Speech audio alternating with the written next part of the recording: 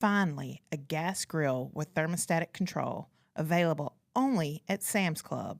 The new Members Mark Pro Series with patented thermostatic control. It offers users two ways to cook.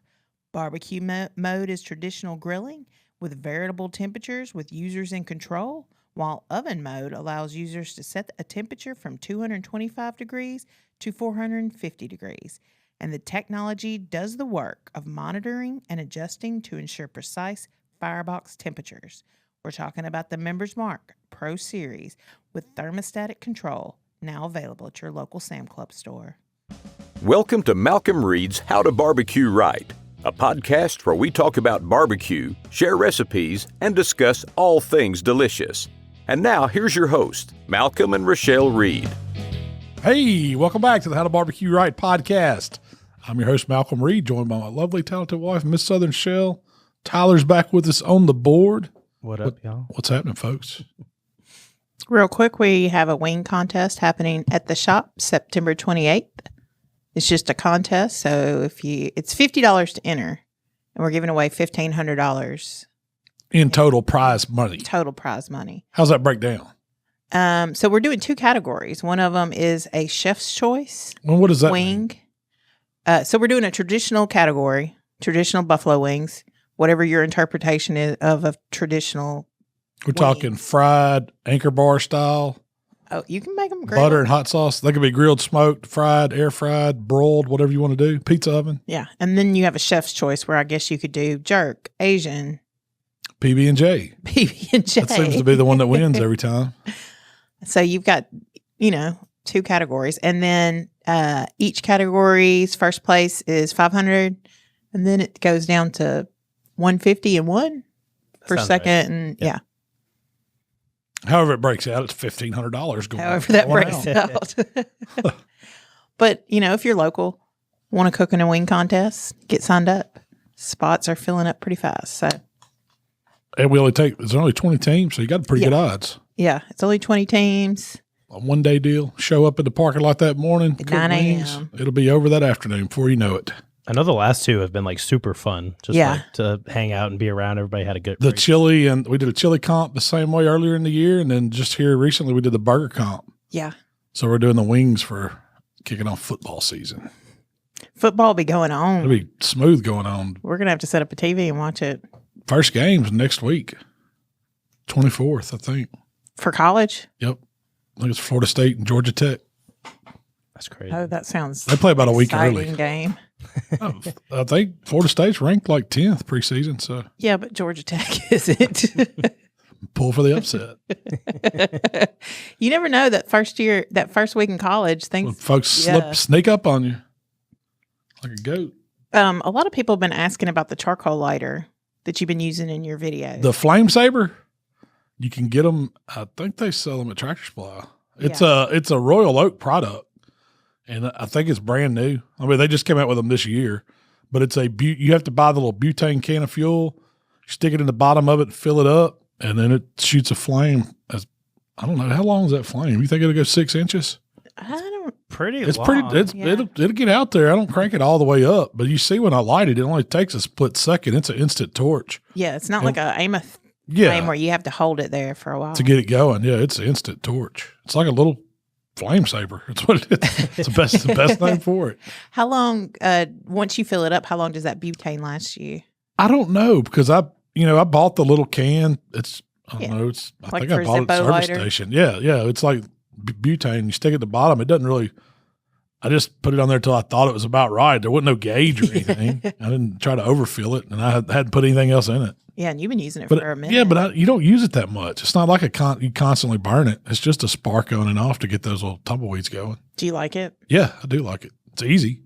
Yeah, It's heavy. really. Yeah, Like it's holding got some in your weight hand? to it. Yeah, Oh, it's metal, isn't it? Yeah, it's not plastic, or at least I think it feels like it is. I looked it up. It's $26.99, At Tractor Supply. which is higher than an Aim of Flame, but Yeah, but it's meant to be. I mean, I don't know. You're not supposed to fill up those Aim of Flames, are you? Most of the time they're just disposable. They're disposable. They had a little jet version of one of those that I liked. That Royal Oak was. It wasn't Royal Oak. It's their other brand. Charbroil or Duraflame or whatever their other flame. Duraflame. That was what was on those lighters. And it was a good lighter too, because it was like an Amaflame with a little jet on it. But once you used it up, it was gone. And so they would use up pretty quick. This one seems to work. They didn't have the same, the ones you're talking about didn't get the tumbleweed started quite as soon either. Not as fast, yeah. This week. Oh, it's your birthday today. Happy birthday. Happy birthday. Are y'all singing? No. I don't think anybody wants to hear that. What's your birthday plans? A lot of sleeping. I said, do you want to party? You want to do this? You want to do that? You said, no. Nope, I'm good. Maybe some wings. That sounds good to me. Some hot wings. Yeah. Cold beer. I can handle that. Fly to Vegas. Oh. Play some blackjack. I was going to throw you a big party. You're like, no. Yeah, no, let's don't do that. So you finally this week you got it a few weeks ago, but you finally got a vertical griller. I did. You talk about the chicken rack Yeah. cooker thing? Yeah.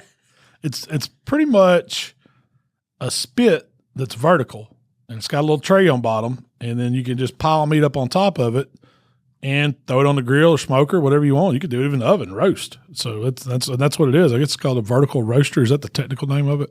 Vertical griller is what the Vertical grill. Amazon listing said. It's what it reminds me of is like when you go to the gyro joints, or what's the other kind of chicken they do like that? Shawarma. Yeah, that type shawarma. stuff. That's what it does. So like you can marinate meat, pile it up on there, and then spin it as it cooks. It doesn't have a rotator on it. You got to manually turn it around, but you can get it cooking pretty even. The shawarmas, are they the ones that like they're constantly just slicing meat I think off? it depends on. I think it's a regional thing. Now, don't get me wrong, because I think the shawarma is like Turkish, and then the gyro.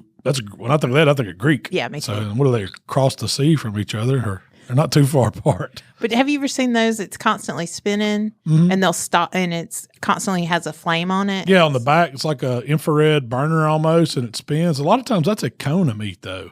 It's not like individual cuts. It's almost like Like they formed it. it's like lamb and beef or pork or a combination of all that, and it's like a meatloaf almost, a raw meatloaf almost. Oh, okay. And it's put on that spit, and as it rotates, they cut it off into thin strips, and that's how they make gyros. And it's constantly recharring. Yeah, the outside. So the inside's probably not, it's the last to cook because it's cooking from the outside in. And when you see those, it's constantly dripping and it's Oh, just it looking smells so good. good. Yeah. Mm-hmm. So you use your vertical griller for chicken gyros. Yeah, I called them chicken gyros. I don't know if it was more chicken shawarma or what. I mean, I didn't get into figuring out what it was. I just put some meat on that spit and cooked it and then cut it off and built a gyro.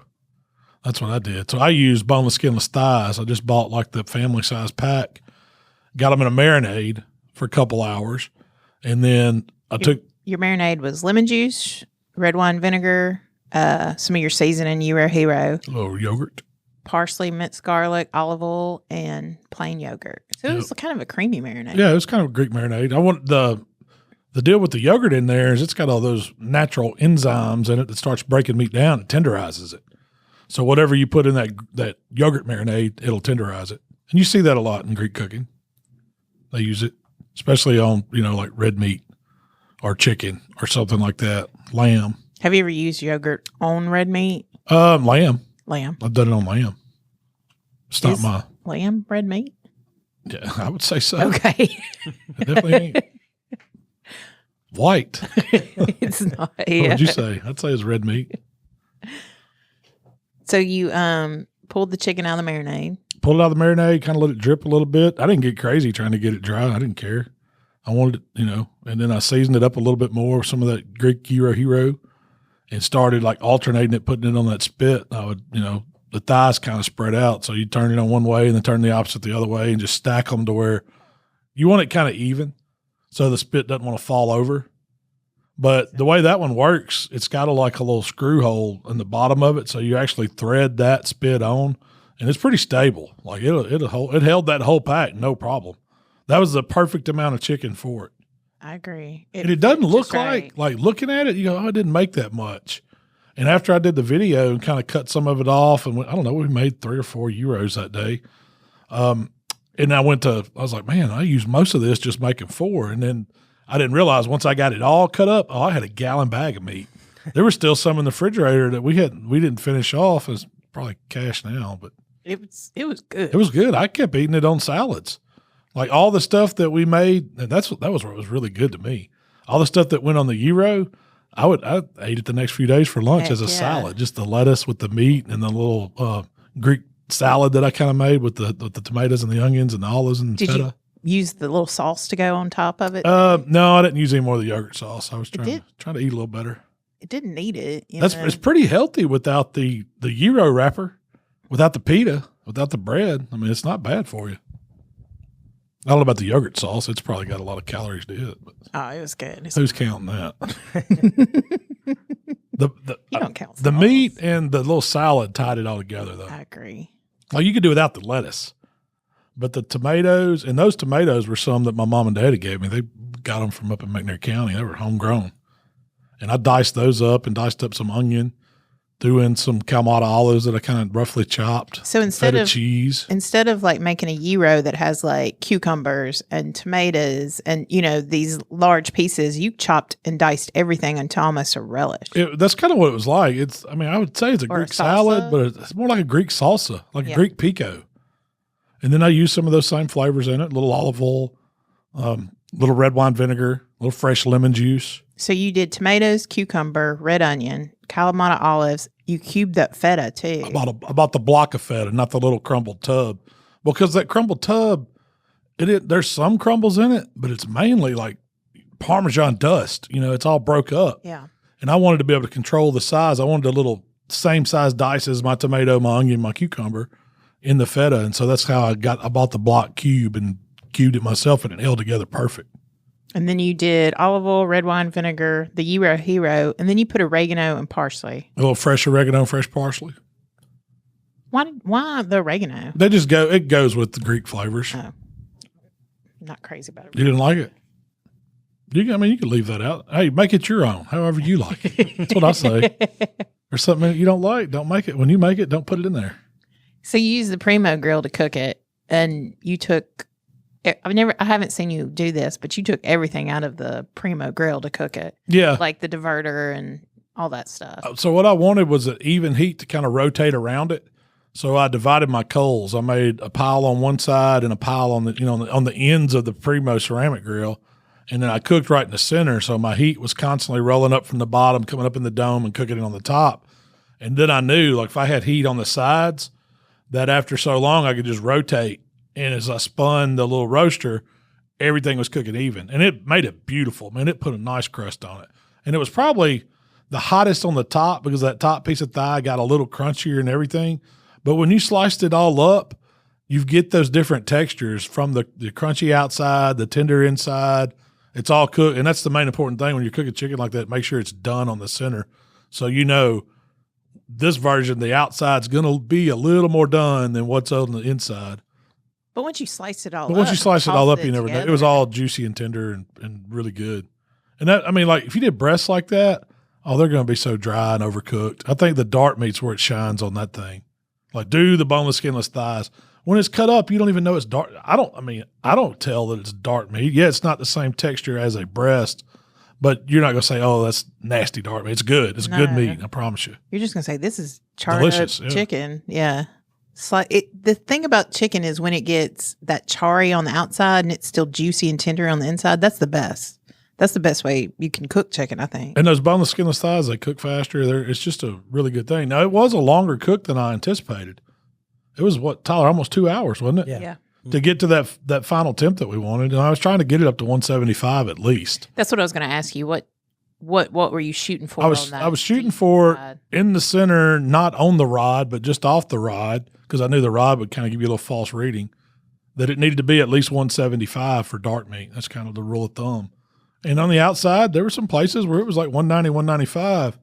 But if y'all know me and those boneless, skinless thighs, you can't overcook them. You really can't. I mean, they're that good even at that temp. So I will say the juice that collected in that tray in the bottom didn't look that good. Did you No, try it? but I poured it. So that was what was crazy. I don't know if you could tell in the video. Did we show that? And I hadn't seen the edited video yet. But when I poured that juice off, it was like, wow, how did this much moisture cook out of all those thighs? How much total liquid was it? It's probably almost 2 cups. I mean, it was a lot. I had a little measuring thing that I poured it in, and it was a lot of liquid. I didn't do anything with it. I didn't pour it back over the chicken or anything. Did you taste it? No. I It just looked like chicken fat and grease. It wasn't pretty, Yeah. I was surprised, but it's not in the bottom of my grill now. Yeah. It was all in that pan, and that pan held. It's not very deep. It only looks like it may be 2 inches at the most. Maybe. I don't even know if it's 2 inches. I'd say 1.5 inches. But it held almost 2 cups of liquid. So do you think if you're just cooking, like let's say you had just marinated those thighs, seasoned them, and put them on the grill, do you think you would have 2 cups of liquid that drip down into your cooker? I don't know. I mean, I guess that's an experiment. I wouldn't want to just try to how would see you what even happens, figure that out? I almost wonder if it's because you're putting a hole in the center of it, so it's giving the juice somewhere else to drip to out go. from that, like, I don't. And it's all piled That's up on true. top of each other, and a lot of that was the marinade because I took it out of the marinade bag and then right on the spigot, and it didn't have anywhere to go, so it was just whatever. Like if I would have took that and really let it drip dry, it probably would have got a lot of that moisture off of it too. There's no way it was all like rendered chicken juices, not all of it, but it was still a big mass. I bet it was probably close to 3 pounds of chicken. I mean, I don't know exactly what that pack of thighs weighs. I've never really paid that close attention, but I bet it was close to 3 pounds. Probably. Yeah. It's usually about 4 pounds of wings when you get them in a similar size pack. So I imagine the thighs aren't quite as heavy. Not So it's anywhere from 3 to 4 pounds that I put on there. It was a perfect, Perfect amount. perfect amount for that particular. Do you think you would use that spigot? That it's not a spigot. Spit. The spit for another meat. Yeah, I can see I want to do some pork on it, al pastor style, Ooh, okay. where you can like take and rotate, take pork chops or a pork butt or something and get it sliced pretty thin, about like the thickness of a thigh, marinate it, and then kind of alternate with some fresh pineapple slices and then the pork and just keep stacking it up. I think that would be really good. I'm probably going to try some beef. I mean, I thought that I could take like beef and say a boneless lamb shoulder and then slice them both about the same thickness and then alternate beef and lamb and do like a gyro that way and try it and see what it would turn out like. And to me, you could eat that more on the medium rare side too. So your outside might give you your crunchies, but you still got some of that perfectly medium rare over in the center of it. And I think it would be a really, really good bite. Yeah. It sounds really good. I've never had a gyro or a pita where the meat was more on the medium rare, medium side. Have y'all? Mm-hmm. I mean, it's always like well done. Yeah. But what if you It's got did good one? flavor. What if you did one that you did all the marinade and all the seasonings, but the meat was cooked more like how I like it? Just call properly. it medium rare gyros. Gyro, yeah. I bet it'd be delicious. If you told me you want to try a medium rare gyro, I'd be like, heck yeah. As long as it's not the ground gyro version. I mean, and I don't know, maybe do the Shell's Learning Corner on that. What is actually a gyro? Is it any type of sandwich that's served on a pita bread with a tzatziki sauce or somewhat of a creamy yogurt sauce with or without cucumber, lettuce, and tomato? It says it's meat cooked on a vertical rotisserie, then sliced and served, wrapped or stuffed in a pita bread. There you go. That's a broad range of meat. Wrapped or stuffed. I like them better wrapped than stuffed. It's more like it's kind of like a Greek taco. That's what I would say. I kind of made a Greek version of a taco. It was delicious. It was probably the freshest tasting gyro I've had. Yeah. I'd put it up there. I mean, I've never had I've had the ones from like a shop around here or at the fair or something like that. Yeah, I've never been to like Greece and had one. Yeah. I mean, we've gone to a few. We have Casablanca. Yeah. And then there's some Kiefer's down in Jackson that's really good. I consider those authentic Greek restaurants to me. I mean, as close as we've ever gotten. Yeah. But theirs is a little greasier or something. Yours is so fresh and bright. Yeah, the way we did the meat. Yeah, with the topping, because you had that sauce. So you didn't talk about your sauce. I didn't make like I made a tzatziki-ish sauce. It was I just called it a Greek sauce because it was yogurt based. but I left out the cucumbers because I knew I was putting the cucumbers in my salad. And so normally when you do a tzatziki sauce, you would take the cucumbers, try to get as much moisture off of them as you can when you chop them up and then put them in the sauce. But there's not much to it. It's pretty, yeah. It's just a yogurt sauce. It's got a little bit of red wine in it, a little bit of lemon juice in it, a little bit of seasoning in it, a lot of seasoning. That's what makes it. If you did like a beef and lamb version, what flavor? Like you said, the pork, you'd go al pastor. What would you do with the beef and lamb? I would probably stick with that same like Greek seasoning. The Greek one. Would you use yogurt? No. In the marinade? I don't think I would. I'd probably, what would be good, and they use it for chicken a lot. It's that speedy. I used it on some chicken. It was like it's a version of a Greek marinade. Oh yeah. Something like that. It's all you're doing is using like red wine vinegar, olive oil, and then citrus juice, like lemon juice, and then your herbs, and that's all you need for a Greek marinade. It's really, really simple. And I can't remember what I called that chicken. It might have been speedy chicken or something like that. But this was an old one that's been around. I think it comes from the Northeast somewhere, and people were using it to do chickens. But it's heavily Greek influenced, I would think. So it's Spedi, or how do you say it? Spiedie. Yeah. Call it a sauce. You got me. Spaghetti? Spaghetti. I don't think it's Italian. It says State Fair on it. I always think about it as State Fair. State Fair, yeah. And I think that's where they used it for. It's like, where is it? Like State Fair of like New Hampshire or somewhere? Or Connecticut, or it seemed like it was Northeast back when I started using it. But they have it everywhere. Yeah, it's in grocery stores. Their ingredients are vinegar, oil, salt, pepper, garlic, citrus, spices, everything that I just named. MSG. Yeah, that's probably what makes it so good. It's got plenty of MSG in it. I did not put that in my marinade, but it probably would have helped too. Anytime you could put some extra accent in it, go for it. People will probably argue that. Birminghampton area? Binghamton? Hold on. New York. Yeah, it's New York. It's a New York thing. Binghamton, New York. Yep. Sounds right. Because I feel like around here, you're not going to see a lot of that kind of food at state fairs. Up there, I feel like it's very common. Yeah. And out west and stuff like that. So we got chicken on a stick around here. Mm-hmm. And it's good. Usually you get the Italian peppers, sausages and peppers. Yeah. You might see the gyros, but that's what always draws my attention because they got all the vegetables and the meat on those flat tops cooking them. It smells so good. Heck yeah. Usually turkey legs. You can like see it out front, like in front of the grill. That's the best booth. Mm-hmm. What about the funnel cake booth? Funnel cakes are okay. What? They're not my favorite thing at the fair. It's really not. What's your favorite thing at the fair? Probably the peppers and onions and the sausages. Pineapple whip ice cream? Y'all have that at the fair? I've had it. Yeah. You introduced me to all that. I'm pronto pup. Yeah, give me a good pronto pup. That's all you need. I like the deep fried Oreos, like I've never had those. Chocolate covered, like dipped cones and stuff like that. I like getting at the fair. I like funnel cakes, but they're okay. There's nothing wrong with a funnel cake. It's just it's so messy and it's so big and just gets everywhere. You have like with me, you just get it all over you. Powdered sugar all over you. You do. It's like, all right, now we got to go home. Bees are following you around for some reason at the fair. Did y'all ever notice that? There's always bees at the fair. I think it's all the food. All the sweetness. So the fair I grew up going to, they had a variation of a funnel cake called an elephant ear. It's like a flat dough. They just take it and instead of like streaming the batter, they kind of pour the batter in there. So it's just this flat. I thought it was totally different, like it was a piece of dough they laid down in there, like a layered piece of dough.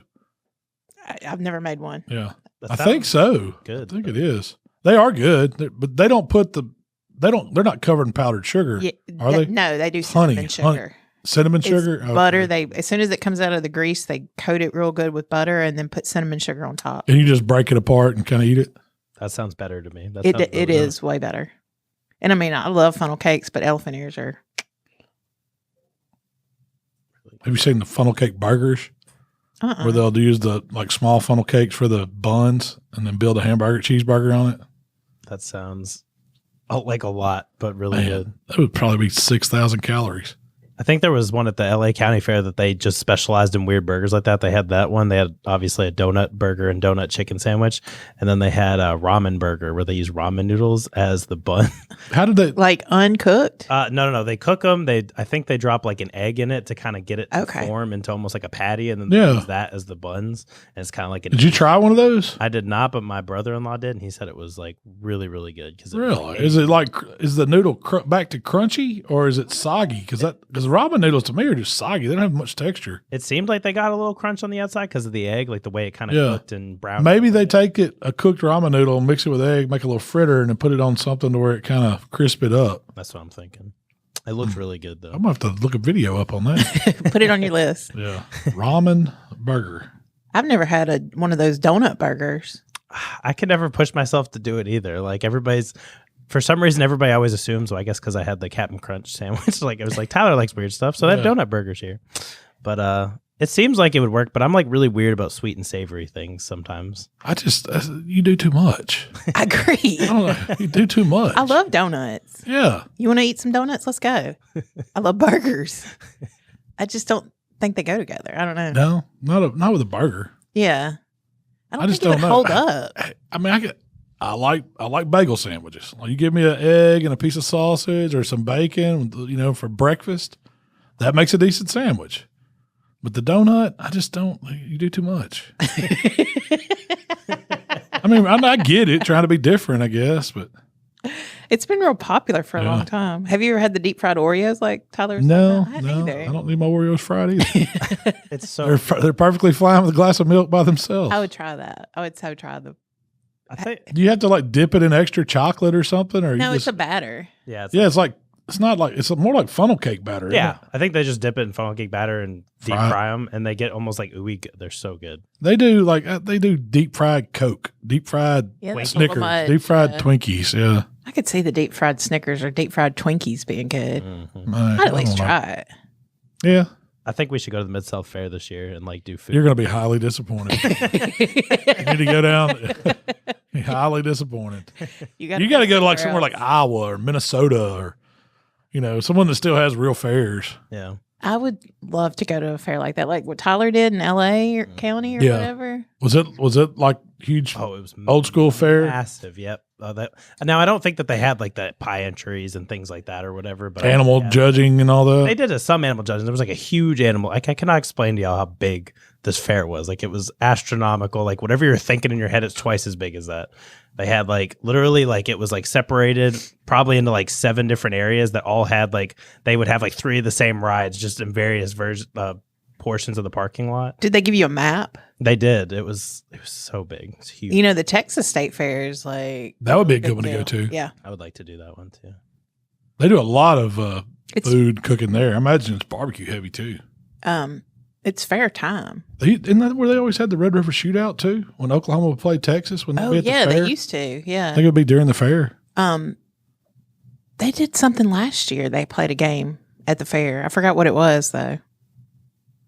Anyway, the Jackson Fair is okay in Mississippi. Mm-hmm.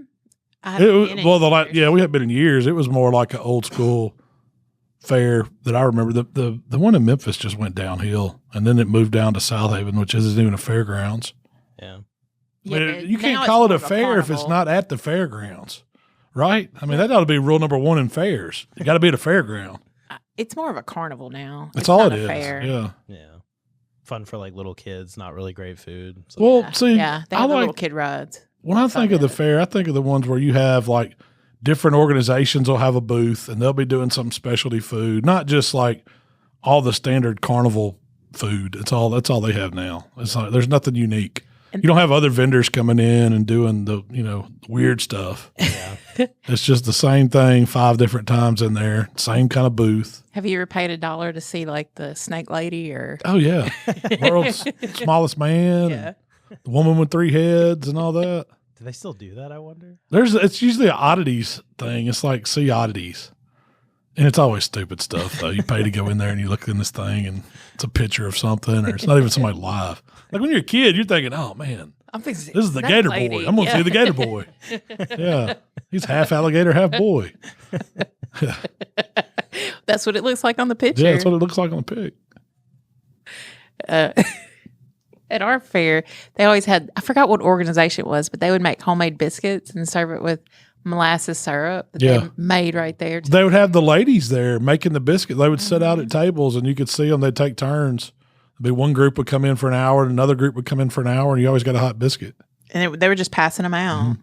I kind of forgot about this, but the LA County Fair, they had a Hawaiian barbecue. Like, it wasn't like a ton of stands. There was a couple people doing it, but have y'all ever had Hawaiian barbecue before? No. I mean, I'm imagining like luau style pig or something. Just roasted. But there were like other things there. It was a lot of like citrus and stuff. Like one of the things we tried was like Hawaiian barbecue pasta salad, which had like pineapple and different things. Just very different from like traditional, and it was so good. Like it was like really. I could really see that being pasta good. in it? I think it was just like cavatappi or something like that. Like kind of. Did it have any meat in it? Yeah, like they did. Spam? It would. Yeah, tons of spam. They had a whole booth. I have a picture on my phone. Actually, I could show y'all, but it was a whole spam booth. Like everything they did was spam related things, and it was like we didn't get anything from there. We were too full. By the time we kind of passed by it, but it looked really interesting. Like I would try it. You've never done a spam recipe? I've never done one like for video, but I cooked in a spam contest. It was the mystery meat up at the Rib Fest one year at Outlaw. What'd you do? I did pig shots with it. I cut into the like. So did you get just one can of spam? Or did they give you multiple cans of spam? Or? I don't remember. I think you got two maybe. You didn't get a whole lot. That's a good little side. I took it and cut it down into like smoked sausage sliced nuggets. Yeah. You know, kind of shape. Did you keep it round? Yeah. I did the best I could, and then I wrapped the bacon around it to make like a shot glass, and then I put cream cheese in it and then barbecue sauce on top. It didn't win, but it's pretty good. That's a good way to I think the one that won, I think Brian won it, and he made spam meatballs or something like that. And it didn't taste like spam. It tasted like meatballs. So how did he just cube He like it up? grated it or something, or broke it all up, just crumbled it, and then mixed it into a meatball, and then put them on the smoker and smoked them, and then did them in like a sweet and sour sauce. It was good. It was really good. I was like, dang, you wouldn't know that was spam. For some reason, like on mine, you know, you taste spam and it's super salty. Like it's got so much sodium in it. I guess to keep it good forever. I mean, that's why. Yeah. But it's so salty. But when you cook it, a lot of that came out. And like, even when I did it, it didn't like, you know, it wasn't like super salty anymore. So I thought that was pretty unique. I had never had spam before until a few years ago, and we bought a can. Michael was wanting to try it. Yeah, Michael was wanting to try it. It wasn't that bad. It was pretty good. So we would have, like my mom would do spam for breakfast. And it would be like little fried pieces of sliced spam, and you'd eat it on a biscuit. And that was, you know, spam and eggs or something like that. I could see that. That's my dad does that for breakfast all the time. So that's what they do.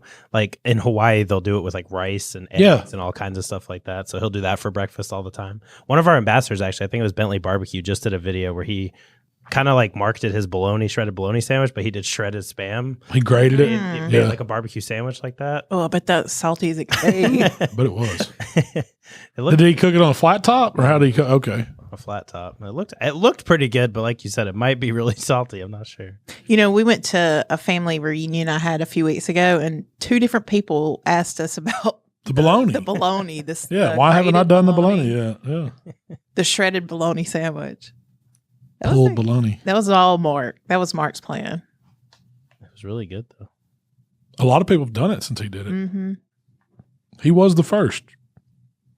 It's a good idea. Yeah. If you say so. If you need shred bologna, spice up bologna sandwich for yourself. Yeah. You know? Go ahead. I said, if you just have ate bologna every other way, why not box grade it? It's good. Don't get me wrong. It'll fool you. But I don't think I would go buy my chub of bologna and grate it to do that. I'd rather have it. I'd rather cook it as smoked bologna whole. You score it a little, and you did one just the other day. Yeah, a couple weeks ago. You just happened to have it, or I guess it was left over from Mark's bologna grading experience. Oh, okay.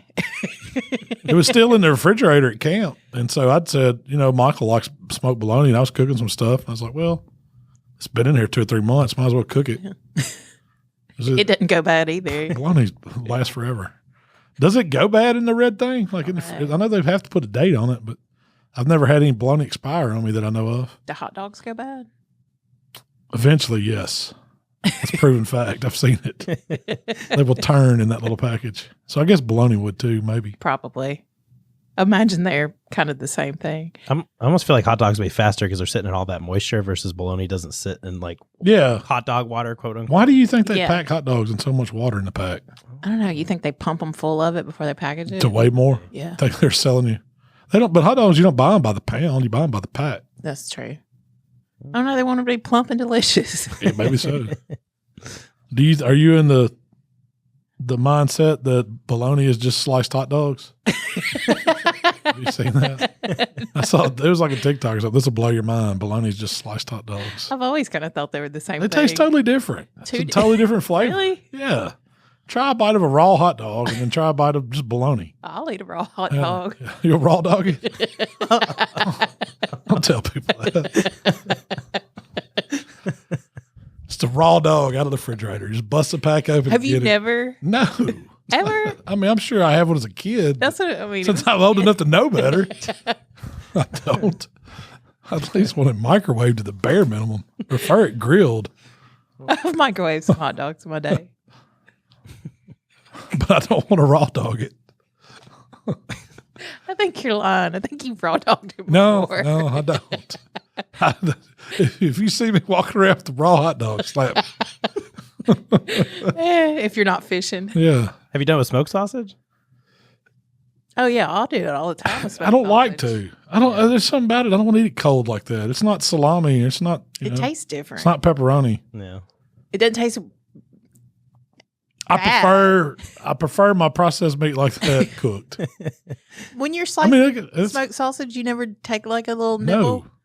I don't. When I buy like New Country Pleasing sausage, I've never. You'll try it, just so I know what I'm serving beforehand. Like if I'm trying to make something specific, or just to know what it kind of tastes like. Yeah. Like there's like a blueberry and maple one they have that I was kind of skeptical about what I was serving it with, so I tried it. I was like, okay, I think this will work. But how was that? really, really, really good. Really? Like really good breakfast sausage. Ironic. Like if you were serving it up with like eggs or something like that, would be super good. We actually have some. It's a blueberry goat cheese back there in the freezer that came in. It was a brat. It's a sausage. They said don't call okay. it brat. It's not Don't a call brat. it brat. Yeah, it's a link sausage. But it came from the R.W. and Bond Butcher up there in Grand Rapids. I guess, is that considered Grand Rapids where we had that class? Or wherever Mitten Barbecue Supply is, whatever town that was, right by Grand Rapids. I think it's considered Grand Rapids. But they sent us some of their, I told them I tried it. We got to try them when we were up there, and it was all really good. And I picked out like 4 or 5 of my favorite ones of those, and they sent some, or we bought some and had it sent down. They did some in-house bologna, and it's in the fridge. If y'all hadn't tried it, I cut some up the other day, and it was really good. But it has bologna flavor, but the texture of it's more like old world salami. That's what it looks like too, or summer sausage. Interesting. Without that little citric acid flavor that those sausages have. I'm kind of curious. I didn't get to try it when we were up there. I do eat bologna cold though. That's weird. If bologna is sliced hot dogs, I'm going back to this. Just If bologna is sliced hot dogs, and I just put bologna straight out of the refrigerator on a sandwich, maybe I'm just approaching this raw hot dog thing wrong. I don't know. How to Barbecue Right podcast is brought to you by our friends at Primo Grills. Shell, did you know that Primo is the only ceramic grill made right here in the good old USA? What? Are you telling me that Primo Grills are proudly crafted here in the USA, ensuring top-notch quality and support for local craftsmanship? I sure am. Plus, Primo Grill not only delivers mouth-watering flavor, but because of their innovative oval design and superior ceramic construction, Primo Grills also gives you a ton of cooking versatility. Whether you're smoking low and slow or searing a steak to perfection, Primo Grills gives you the consistent heat distribution for mouth-watering results every time. What she said, y'all. Y'all visit primogrill.com and check them out. So bologna does take on a different flavor when you grill it. Not It's much. not It still really tastes like grilled bologna. pan-fried. Yeah, Yeah. it doesn't. It just warms it up and gets a little crust on it. But To me, it tastes a little different. It's kind of like a hot dog. do you like a fried bologna sandwich better, or just a cold bologna sandwich out of the fridge? I usually like them cold. That's usually how I do them. I'm not too. going to turn my nose up at a fried bologna, but To me, if you're gonna fry bologna, all right, you've done turned it into breakfast food. It goes on a biscuit. It's served with eggs. That's what I get at the gas station. I feel like for me, fried bologna sandwiches were more like a dinner thing, and then like cold bologna sandwiches. Depends on when you eat it. Yeah. And I like them both. If it's for lunch, you don't eat fried bologna for lunch. It's You a eat cold dinner. bologna for lunch, and if you fry it, it's either going to be breakfast or it's going to be dinner. And depending on the thickness is which one it is. Thin bologna, that's always breakfast. Thick bologna, that's a dinner portion. That's the dinner portion. Tyler, I didn't know you grew up that way. Well, you did grow up in the South. there's something about a bologna sandwich in the knocking summertime. it. Like if you're camping or boating or I don't want the Oscar Mayer one, the one that comes in the pack that don't have the rind around it. I got to Yeah. have the brine or the bar S that you have to peel the thing off of it. brine's probably my favorite. I haven't done a side-by-side taste test. The bologna's. I hadn't either in a long time.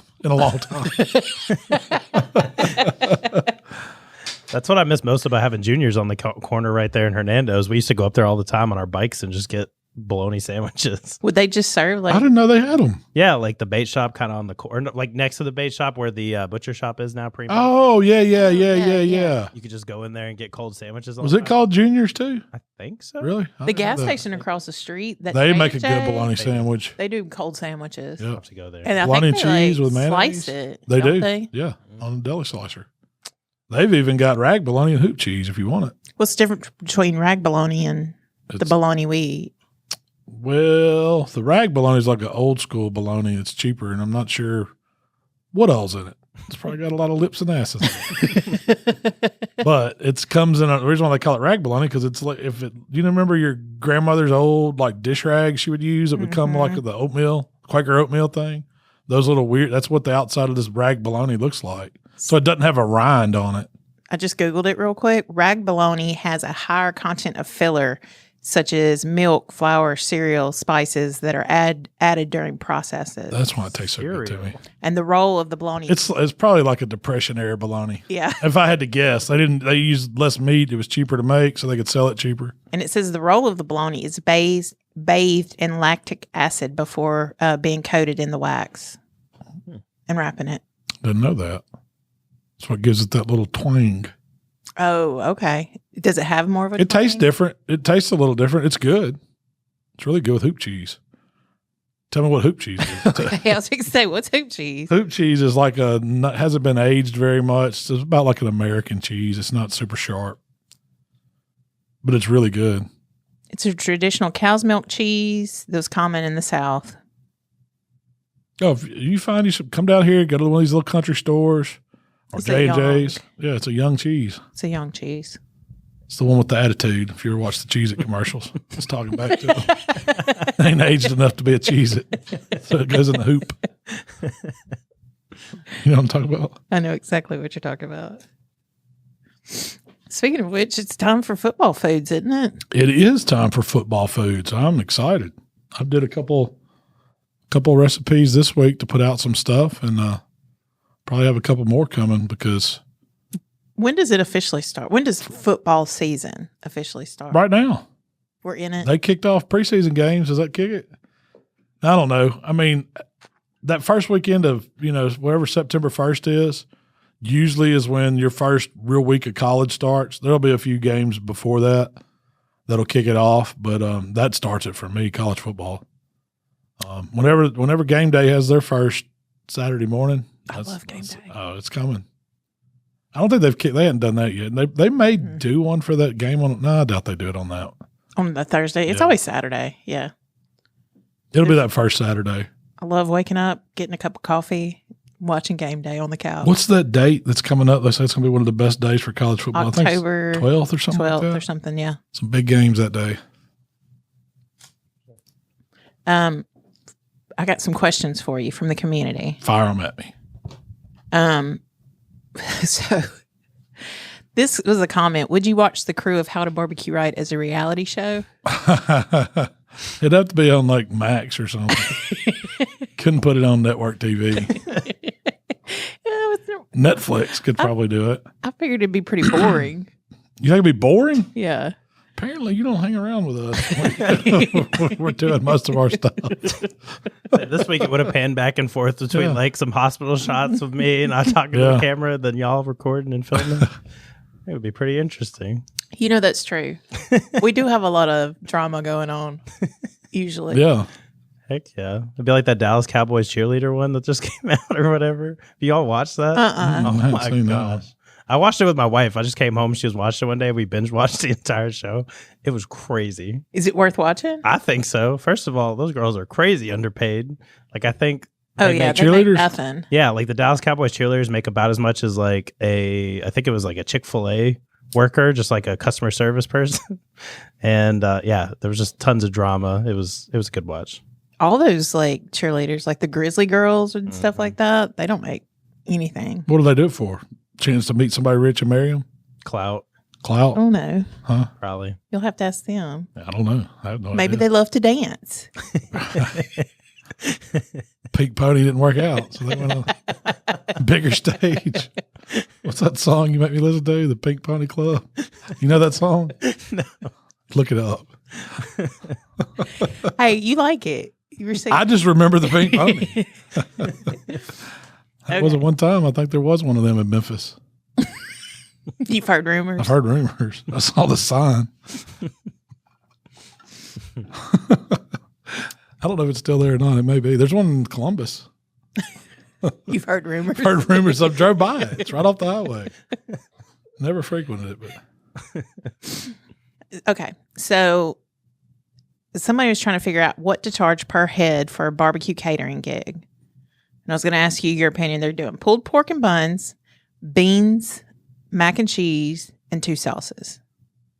So you got one meat, 2 sides, 2 sides, and buns and sauce. you'd probably be somewhere between $10, $15 a head. Dang, you're cheap. I mean, it used to be you could do it for $5 to $10 a head, but not anymore. So that's why I was guessing 10 to 15. I can't imagine getting $20 a head. That'd be gotta be high. You couldn't get that around here. Yeah. Depends on where you're at. It depends on what the going rate is too, where you're at. That's how I always like to do, compare to see what other places are charging, stay somewhere around that. That's a good tip. Call your other people that are catering and see what their rates are. What their rate would be. You can't go by, like, so we got Corky's, and they would say they would do pickup catering, and I think they would even drop off for a fee, but they were always like $3.95 a head for meat, buns, and 2 sides, or meat and rolls and 2 sides. I was like, you can't compete with that. But you're not doing it at the scale they can do it either, so you have to take that into account. But I would say somewhere between 10 and $15 a head would probably be right just for pulled pork right now. That's what you would go in at. Yep. It'd be hard to do it for cheaper than that because you ain't gonna make anything unless you're doing for 3,000 people. You know. Yeah. And this was like 25, 30 people. So yeah, 30 people, you'd have to get at least $10 a head. But I'd probably try to get 12 to 15, depending on how good your pulled pork is and your mac and cheese. Beans are beans. Like your mac and cheese, people probably pay $10 a head just for that. But it's expensive mac and cheese. It's difficult too. It's labor intensive. To make a bunch of it, one pan's not too bad. Yeah. But I was joking, but okay, I got another question for you. Laundry.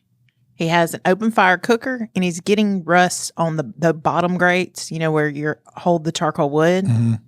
He tries to keep it covered and stuff, but he's wondering what should he do to prevent it from, continuing to rust.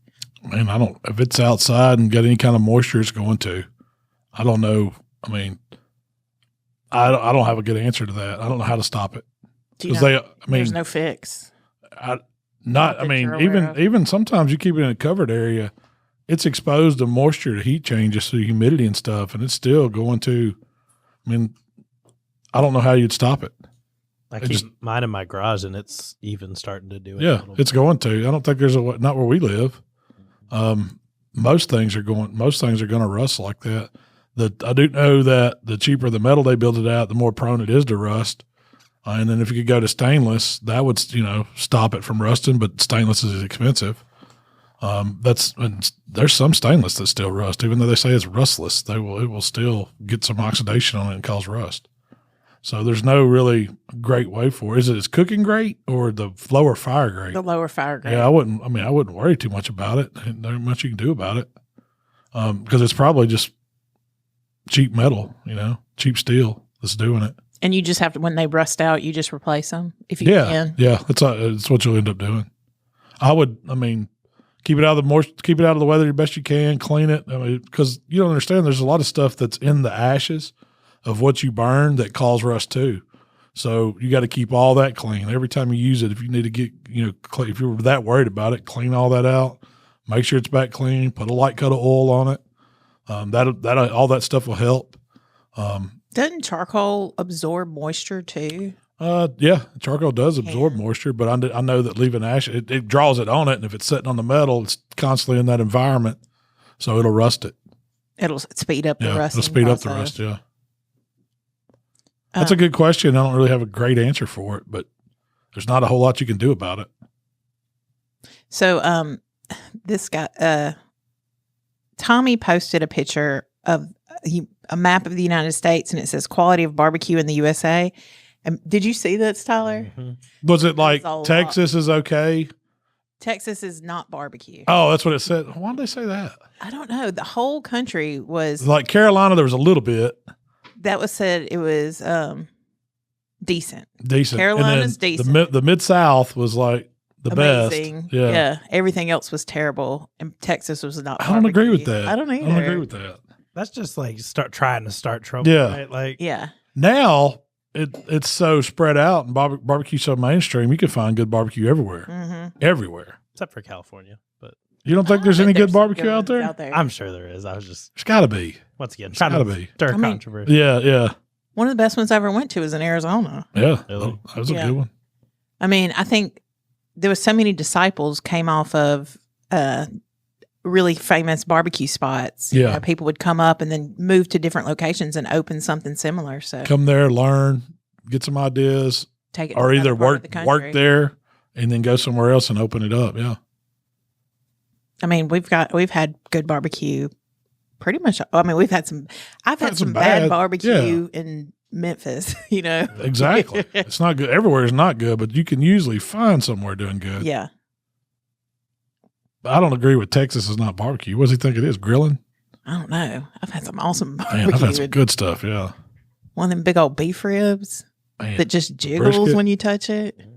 I'm not going to Texas and ordering pork barbecue. We're not ordering shoulder and ribs there. You go in there for the beef, turkey. Some of the sausages, pretty good. Sausages, yeah. One thing I would like to investigate further is like the Carolina, Charleston, that area of the country barbecue. I haven't had much. I don't even know if I've ever been to Carolina, North Carolina or South Carolina. Didn't we drive through it one time? I don't think so. I think I've flown and changed planes in Charleston, in Charlotte. They don't count. They don't count though. If you don't leave the airport, you're not in that state, right? You can't check them off just because you touched down and waited on a plane for a couple hours. That didn't count. I think we were delayed there. Imagine that. What's the best barbecue? Where's the best? You don't even have to list the restaurant or whatever. Where's the best barbecue you've ever had? Location-wise. Here in the Mid-South. Here in the Mid. Mm-hmm. That lumps a lot of area in. So I'm not just picking one spot. You're not saying. But it's the best I've ever had. Yeah. Especially pork. Yeah. What I call a barbecue. There's a new local spot, I think, in Midtown called Baines Barbecue that does like Texas style barbecue. I've heard of that. Yeah, I haven't been though. It's a Cooper Young district, isn't it? Mm-hmm. He used to have a food truck. It was really good. Yep. And then he finally got a restaurant. That's field trip right there. Mm-hmm. Oh, absolutely. That's what we need to do. We had talked about that before, and it just got backburnered or something. We were going to go visit his food truck. Yeah. Mm-hmm. And then, life. Yeah. No, we absolutely need to go do that. It was really Put it to the test. It might be the best brisket in Memphis. if he does it right, We'll find out. which wouldn't be hard to do. Yeah, the bar's low. Bar's low. Well, Malcolm, that's really all I have for you today. That's all we got today. Yeah. Man, I can't think of it. I didn't have anything else on my notes either. So I do want to remind everyone, if you're choosing mayonnaise this weekend, make sure to choose Blue Plate. It's the best mayonnaise on the planet.